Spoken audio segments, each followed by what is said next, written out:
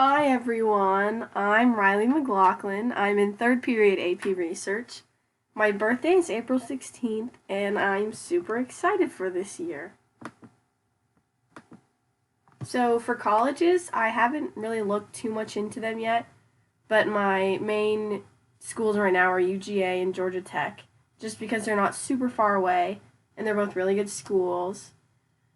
But if I don't end up going to either of those schools, I'm just looking for somewhere that has a good business program as well as a good art program so that I can look into a double major.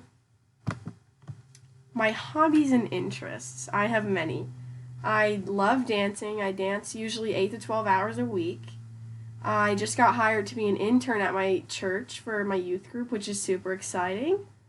I love arts and crafts, if you can't tell by the pictures on the right. I did these both in AP art class last year, and I'm doing it again this year, and I'm super excited. And I also like listening to music, being outside, and just being active. So I have lots of pets, if you couldn't tell.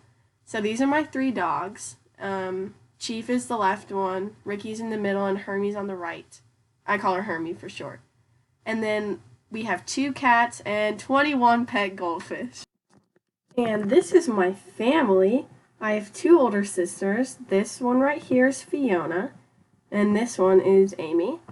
And that's my older brother Devin, and these are my mom and dad. They're both teachers. She works at Laster, and my dad works at Kell.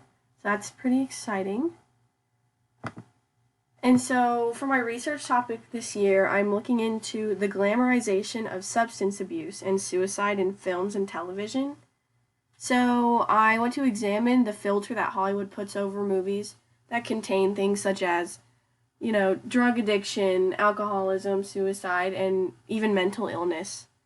And the main question that I'm looking at right now is, how does romanticizing such subjects harm or influence the audience? And for my study, I'm looking into a content analysis approach. And that's all. Thanks for watching.